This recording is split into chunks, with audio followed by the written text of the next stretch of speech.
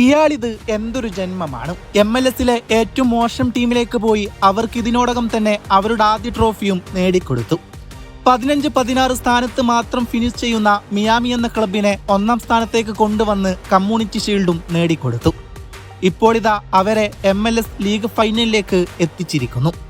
ഇതിനെയൊക്കെയാണ് impact എന്ന് പറയുന്നത്.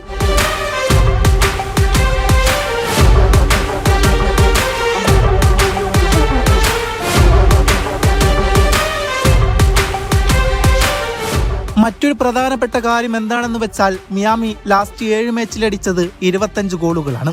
അതിൽ 23 ഗോൾ കോൺട്രിബ്യൂഷനും മെസ്സിയുടെ കാലുകളിൽ നിന്നാണ് വന്നതെന്ന വസ്തുത കേട്ടാൽ മെസ്സി എത്രത്തോളം സിംഗിൾ ഹാൻഡ്ലി കെയർ ചെയ്യുന്നുണ്ട് മിയാമി എന്ന ടീമിനെ എന്ന് നിങ്ങൾ നോക്കുക.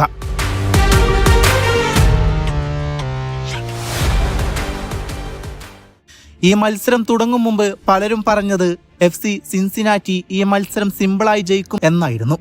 കാരണം ഇവർ ഏറ്റുമുട്ടിയ കഴിഞ്ഞ 5 മത്സരത്തിലെ റിസൾട്ടും സിൻസിനാറ്റിക്ക് അനുകൂലമായിട്ടായിരുന്നു. അവസാനം കളിച്ച 5 മത്സരങ്ങളിൽ 3 എണ്ണവും ജയിച്ചത് അവർ തന്നെയായിരുന്നു. ഒരു മാച്ച് ഇന്റർ മിയാമി ജയിച്ചപ്പോൾ ഒരു മാച്ച് സമനിലയായിരുന്നു. അതുകൊണ്ട് തന്നെ അവർ മികച്ച ഫോമിലാണ്. ഈ സീസണിൽ 2-ാം സ്ഥാനത്താണ് അവർ ഫിനിഷ് ചെയ്തത്. അതുകൊണ്ട് മിയാമി ഈ മത്സരത്തിൽ പരാജയപ്പെടുമെന്ന് ഏവരും കരുതിയതായിരുന്നു. പക്ഷേ എല്ലാ പ്രതീക്ഷകളെയും വകഞ്ഞു മാറ്റാൻ കെൽപ്പുള്ള ഒരുവൻ മിയാമി ടീമിൽ ഉണ്ടെന്ന് അവർ മറന്നുപോയി. അതെ, അവൻ്റെ പേരാണ് ലയണൽ ആന്ദ്രാസ് മെസ്സി. മെസ്സിയുടെ മാസ്റ്റർ ക്ലാസ് പ്രകടന മികവിൽ FC സിൻസിനാറ്റിയെ 4-0 എന്ന സ്കോറിനാണ് മിയാമി പരാജയപ്പെടുത്തിയത്. അതിനാൽ തന്നെ ആദ്യമായി ഈസ്റ്റേൺ കോൺഫറൻസ് ഫൈനലിൽ സ്ഥാനമുറപ്പിച്ചിരിക്കുകയാണ് ഇന്റർ മിയാമി. 1 ഗോളും 3 അസിസ്റ്റുകളും സഹിതം തകർപ്പൻ പ്രകടനമാണ് മെസ്സി പുറത്തെടുത്തത്. മിയാമിക്കായി ടാഡിയോ അലൻഡ ഇരട്ട ഗോളുകൾ നേടിയപ്പോൾ സിൽവേറ്റിയും മെസ്സിയും 1 ഗോൾ നേടി. അതിനാൽ 4-0 എന്ന സ്കോറിലാണ് ഇന്റർ മിയാമി മത്സരം വിജയിച്ചത്. എന്നാൽ ആ 4 ഗോളുകളിലും മെസ്സിയുടെ പങ്കാളിത്തം ഉണ്ടായിരുന്നു. 1 ഗോളും ബാക്കി 3 ഗോളിൽ അസിസ്റ്റും മെസ്സിയുടെ വകയായിരുന്നു. എന്തൊരു പെർഫോമൻസ് ആണ് മിയാമിയിൽ അയാൾ കാഴ്ചവെക്കുന്നത്. മത്സരം ഇന്റർ മിയാമി വിജയിച്ചതോടെ ഫൈനലിൽ പ്രവേശിച്ചിരിക്കുകയാണ്. ഇനി യൂണിയനും ന്യൂയോർക്ക് സിറ്റിയും തമ്മിലുള്ള 2-ാം സെമി ഫൈനലിലെ വിജയിയെ മിയാമി നേരിടും. ഈ സീസണിൽ പ്ലേ ഓഫിൽ മാത്രം 6 ഗോളുകളും 6 അസിസ്റ്റുകളും ഉൾപ്പെടെ 12 ഗോൾ സംഭാവനകളാണ് മെസ്സി നേടിയത്. സിൻസിനാറ്റിക്കെതിരെ മത്സരത്തിന്റെ 19-ാം മിനിറ്റിലാണ് തകർപ്പനൊരു ഹെഡർ ഗോളിലൂടെ മെസ്സി മിയാമിയെ മുന്നിലെത്തിച്ചത്. 2-ാം പകുതിയിൽ പിറന്ന 3 ഗോളുകളിലും മെസ്സിയുടെ അസിസ്റ്റ് ഉണ്ടായിരുന്നു. മെസ്സിയുടെ കരിയറിൽ 1300 ഗോൾ സംഭാവനകൾ എന്ന നേട്ടവും മെസ്സി ഇന്ന് മറികടന്നു. മെസ്സിയുടെ കരിയറിലെ 896-ാമത്തെ ഗോളായിരുന്നു ഇന്ന് പിറന്നത്. മെസ്സിയുടെ കരിയറിലെ ആകെ അസിസ്റ്റുകളുടെ എണ്ണം 404 മാറുകയും ചെയ്തു. ഈ കണക്കുകൾ മാത്രം മതി ലയണൽ മെസ്സി എന്ന ഇതിഹാസ താരത്തെ എത്ര കാലം കഴിഞ്ഞാലും ഓർത്തെടുക്കാൻ. പക്ഷേ എന്നെ അത്ഭുതപ്പെടുത്തുന്നത് ഇതൊന്നുമല്ല.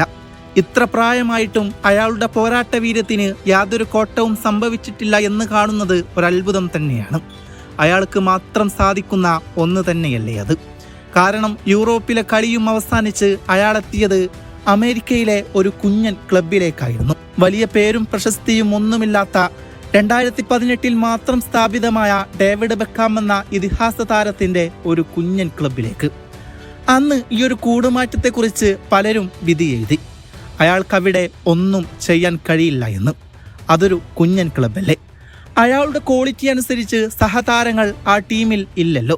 പിന്നെ എങ്ങനെയാണ് അയാൾ ആ ടീമിനെ ഒറ്റയ്ക്ക് കൊണ്ടുപോകുക എന്നായിരുന്നു പലരും പറഞ്ഞിരുന്നത്. അതിനാൽ മെസ്സിയുടെ ആ സുവർണ കരിയർ അവസാനിച്ചു. ഇനി അയാളുടെ മാജിക് പെർഫോമൻസ് ഒന്നും നമുക്ക് കാണാൻ കഴിയില്ല എന്നിങ്ങനെ വിമർശകർ പറഞ്ഞപ്പോഴും അയാൾ അവിടെ കാഴ്ചവെച്ചത് ഒറ്റയാൻ പ്രകടനമായിരുന്നു. ഒന്നുമില്ലാത്തൊരു ടീമിന് വേണ്ടി അയാൾ ആദ്യമായി ഒരു ട്രോഫി നേടിക്കൊടുത്തു. ലീഗിൽ 1-ാം സ്ഥാനം വന്നത് അതുവരെ ആ ടീമിനെ സംബന്ധിച്ചിടത്തോളം ഒരു ബാലികേറ മലയായിരുന്നു. എന്നാൽ അതും അയാൾ സാധിച്ചു കൊടുത്തില്ലേ. പോരാത്തതിന് ടീമിൻ്റെ എല്ലാ നേട്ടത്തിലും അയാൾ തന്നെയല്ലേ ഒരു രാജാവിനെ പോലെ മുന്നിൽ നിന്ന് നയിച്ചത്. ആ ടീമിൽ ഗോളടിക്കാനും അതുപോലെ തന്നെ ഗോളടിപ്പിക്കാനും പല മത്സരങ്ങളിൽ അയാൾ മാത്രമായിരുന്നു. ഒരു ടീമിനെ ഇങ്ങനെയൊക്കെ നയിക്കുക എന്നത് ഫുട്ബോളിൽ അത്ഭുതമായ കാഴ്ച തന്നെയാണ്. ഗോളടിക്കാനും ഗോളടിപ്പിക്കാനും ചാൻസുകൾ ക്രിയേറ്റ് ചെയ്യാനും അങ്ങനെ ഒരു ടീമിന് വേണ്ടി എല്ലാം ഒരുവൻ ചെയ്യുന്നത് കാണുമ്പോൾ അതിനെ അത്ഭുതമല്ലാതെ മറ്റെന്ത് പറയാനാണ്. പണ്ടൊരിക്കൽ അർജന്റീനയുടെ ഇതിഹാസ താരമായ ഡീഗോ മറഡോണ ബാർസലോണ പോലുള്ള വലിയ ക്ലബ്ബുകളിൽ കളിച്ചതിനു ശേഷം പെട്ടെന്നൊരു സുപ്രഭാതത്തിൽ ഇറ്റാലിയൻ ക്ലബ്ബായ നെപ്പോളിയിലേക്ക് കൂടുമാറുന്നുണ്ട്. അവിടെ നെപ്പോളി എന്ന കുഞ്ഞൻ ടീമിനെ ലോക ഫുട്ബോളിൽ പേരും പ്രശസ്തിയും ചാർത്തിയതും പിന്നീട് ആ ക്ലബിന് വേണ്ടി കിരീടങ്ങൾ നേടിക്കൊടുത്തും ആ കഥ നിങ്ങൾ ഓർക്കുന്നില്ലേ? അതുപോലൊരു കഥയാണ് എനിക്കിപ്പോൾ മെസ്സിയുടെ ഇന്റർ മിയാമിയിലുള്ള പെർഫോമൻസ് കാണുമ്പോൾ മനസ്സിൽ ഓടിയെത്തുന്നത്. ഇന്റർ മിയാമി എന്ന ക്ലബ്ബ് ഇന്നേ വരെ ഈസ്റ്റേൺ കോൺഫറൻസ് ഫൈനലിൽ ഇതുവരെ പ്രവേശിച്ചിട്ടില്ല. അവിടെയും ലിയോ മെസ്സി എന്ന ഇതിഹാസ താരത്തിന്റെ അവിസ്മരണീയമായ പ്രകടനത്തിന്റെ പിൻബലത്തിൽ സെമി ഫൈനലിൽ ഹാട്രിക് അസിസ്റ്റും ഒരു കിടുഗോളും നേടിക്കൊടുത്ത് പ്രവേശിപ്പിച്ചിരിക്കുന്നു. ഇതൊക്കെ കാണുമ്പോൾ മെസ്സിക്ക് ഭ്രാന്താണോ എന്നാണ് പല ആരാധകരും സോഷ്യൽ മീഡിയയിൽ കുറിച്ചിടുന്നത്. എന്നാൽ ഞാനൊരു കാര്യം പറയട്ടെ, അയാൾക്ക് ഭ്രാന്തല്ല. മെസ്സിക്ക് പ്രായം കൂടുന്തോറും പോരാട്ടവീര്യം കൂടുകയാണ്. അതിൻ്റെ അടയാളങ്ങളാണ് ഇന്ന് നിങ്ങൾ കണ്ടുകൊണ്ടിരിക്കുന്നത്. ടീമിന് എന്ത് വേണം അതയാൾ മനസ്സറിഞ്ഞു കൊടുക്കും. അതിന് അയാളെ ആളുകൾ വിളിക്കുന്ന പേരാണ് ഗോട്ട് ലിയോ മെസ്സി.